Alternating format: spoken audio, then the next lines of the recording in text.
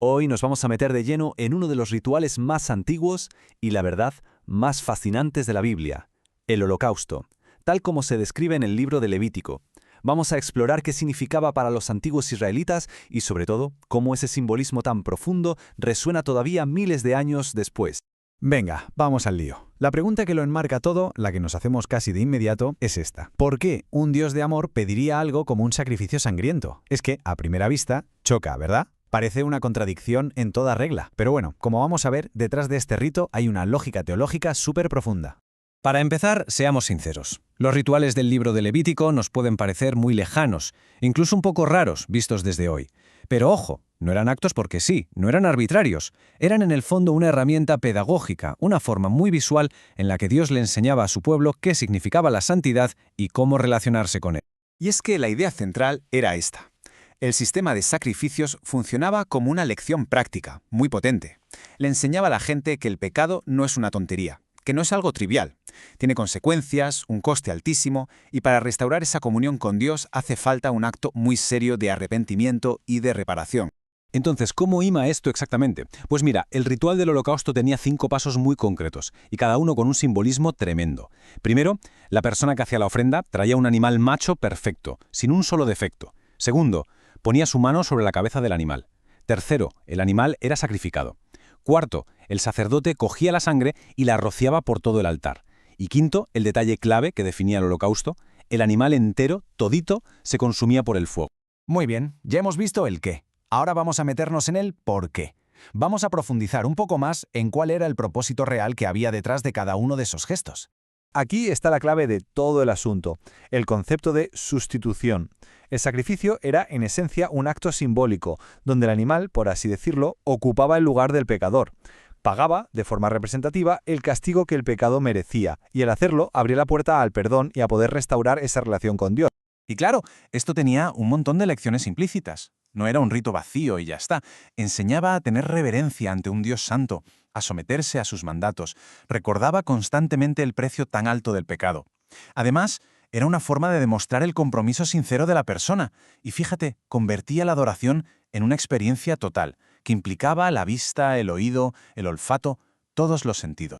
Y ahora damos un giro importante en la historia, porque según la teología cristiana, el holocausto no era solo un ritual para la gente de aquella época. Se interpreta como una especie de sombra profética, una prefiguración súper detallada de algo mucho, mucho más grande y definitivo que estaba por llegar.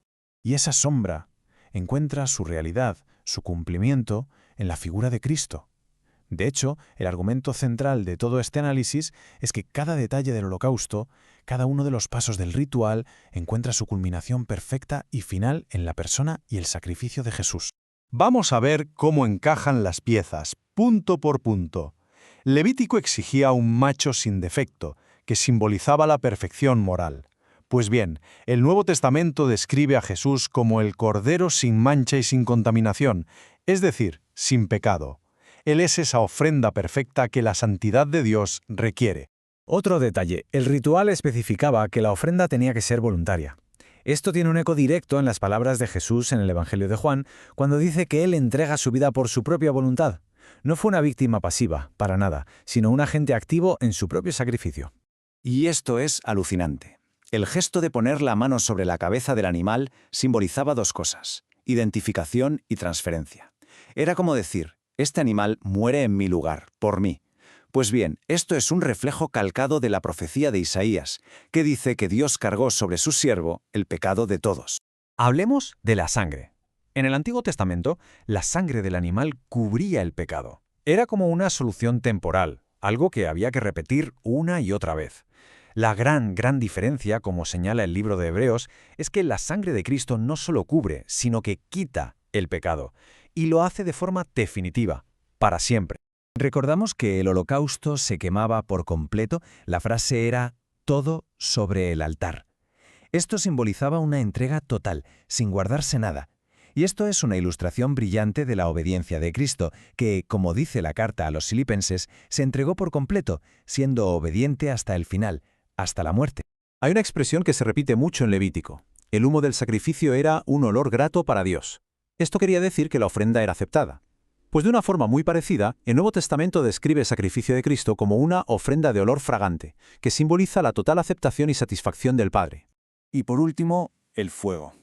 En este contexto, el fuego no solo consume, sino que representa el juicio de Dios sobre el pecado. El animal era consumido por ese juicio en lugar del pecador. Pues bien, la teología cristiana explica que Cristo, en la cruz, absorbió en sí mismo todo ese juicio que la humanidad merecía. O sea que, para resumirlo todo, esta tabla lo deja clarísimo. A la izquierda tenemos la sombra, lo que pasaba en el Holocausto, el animal perfecto, la ofrenda voluntaria, la sustitución simbólica, y a la derecha la realidad que se cumple en Cristo, su perfección sin pecados, su entrega voluntaria y una sustitución real, hecha una sola vez y para siempre. Y esto, claro, nos lleva a la consecuencia más radical de todas. Si Cristo es el cumplimiento perfecto del holocausto, ¿qué pasa con todo el sistema antiguo? Pues la conclusión es bastante clara. Se vuelve innecesario. El sacrificio definitivo ya se ha hecho. El libro de Hebreos insiste muchísimo en esto. Este versículo destaca dos ideas clave, una vez para siempre y eterna redención. La obra de Cristo no hay que repetirla ni tiene fecha de caducidad. Su efecto es definitivo y es para siempre. Y otra vez se insiste en esa finalidad.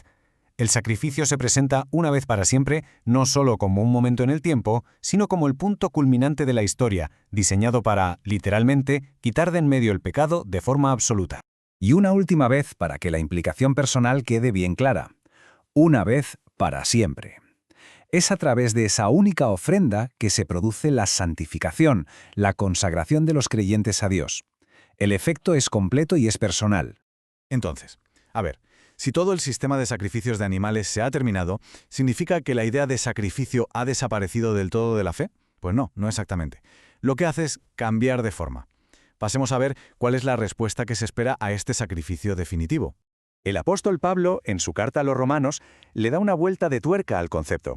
El sacrificio ya no es un animal muerto en un altar, ahora es un sacrificio vivo, la propia vida, el propio cuerpo, entregado a Dios en el día a día.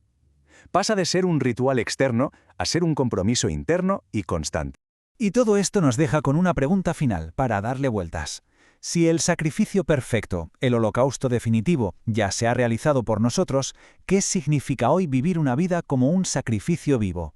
¿Cómo se traduce en la práctica esa entrega total que antes simbolizaba el animal consumido por completo en el altar?